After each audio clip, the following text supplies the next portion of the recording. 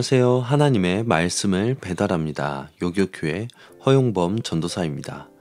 오늘의 본문 말씀은 사도행전 5장 17절에서 42절까지의 말씀인데요.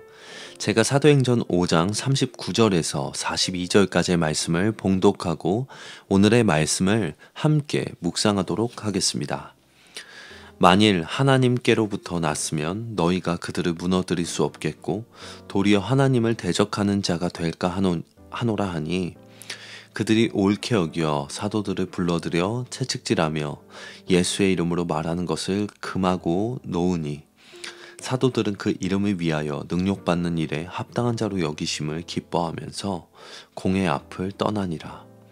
그들이 날마다 성전에 있든지 집에 있든지 예수는 그리스도라고 가르치기와 전도하기를 그치지 아니하니라.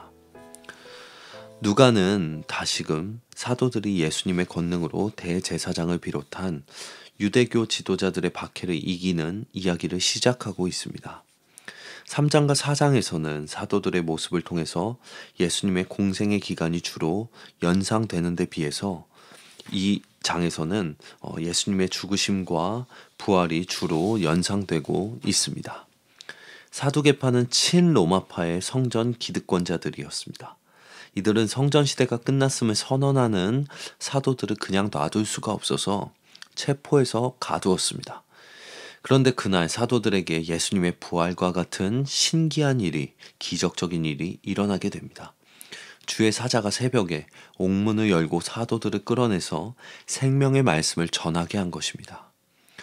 옥이 비어있는 모습은 마치 예수님의 무덤이 비어 있었던 것을 연상시키고 있습니다.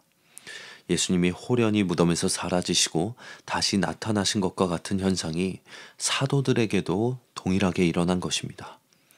성전 맡은 자들과 제사장은 당황하면서 사도들을 다시 잡아왔지만 백성이 두려워서 폭력적인 방법을 쓸 수 없었습니다.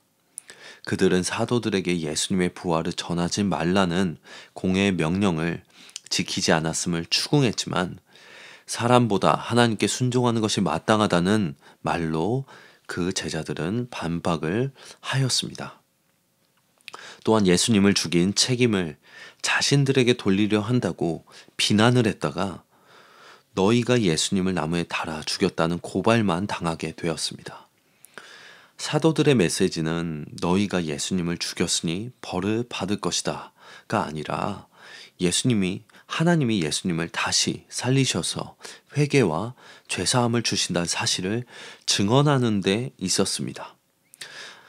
예수님이 부활하신 후에 당신을 배신하고 해한 자들에게 복수하신 것이 아니라 오히려 용서하시고 관계를 회복하신 것처럼 사도들은 유대인들이 부활하신 예수님을 믿어 하나님과 관계를 회복하기를 바랐던 것입니다. 공회는 크게 노해 사도들을 죽이려고 했지만 바리새인 가말리엘이 나서서 사도들의 처형을 막습니다. 가말리엘은 이전에 드다와 갈릴리 유다의 예를 들며 주동자가 죽으니 따르던 자들도 사라져 버렸음을 상기시킵니다. 가말리엘은 예수가 죽었으니 예수를 따르는 자들 역시 곧 사라질 것이라고 말한 것입니다.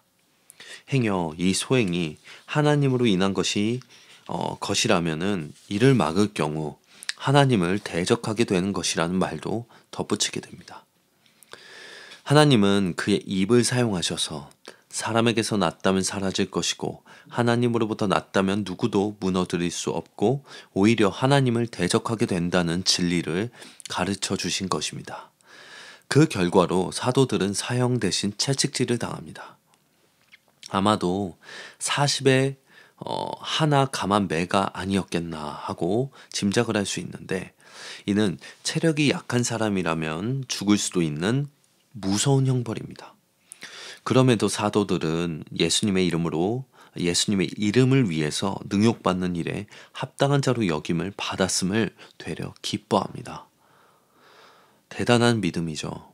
이는 지난 6월절에 예수님과 같은 자리에서 재판을 받고 함께 십자가를 지지 않았던 안타까움을 해소하게 되었다는 기쁨의 표현이기도 했을 것입니다. 사도들은 예수님의 이름으로 말하는 것을 금한다는 공회의 명령에도 불구하고 예수 그리스도라는 선포를 그치지 않았습니다.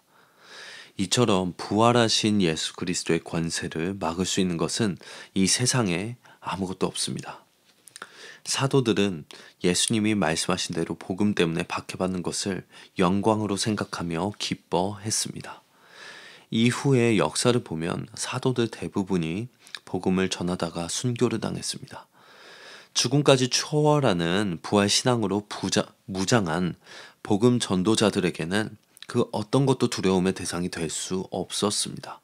사도 바울은 디모데에게 편지하면서 그리스도 예수 안에서 강건하게 살고자 하는 자는 박해를 받으리라고 말씀합니다. 오늘날에도 세상은 여러 가지 모양과 방법으로 진리와 생명의 복음을 대적하며 전도자들을 박해합니다.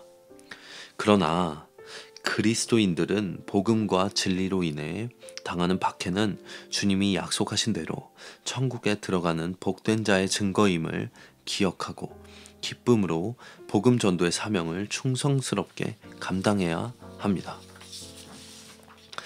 예수님을 죽였던 공회는 채찍질로 사도들의 입을 막으려고 했지만 그 채찍질은 오히려 사도들에게 영광의 증거가 되었습니다. 가말리엘이 가만 놔두면 곧 흩어지리라 보았던 교회는 오히려 단기간에 놀라울 정도로 부흥했습니다. 그 부흥이 우리에게까지 왔죠. 부활하신 예수님의 권능을 꺾을 세력은 이 세상에 없습니다. 세상 속에서 예수님의 부활을 담대하게 선포하는 증인들이 오늘도 되시길 바랍니다. 적용하겠습니다. 여러분의 삶에서 부활하신 예수 그리스도를 누군가에게 전하시고 나누시는 하루가 되시길 바랍니다. 아멘.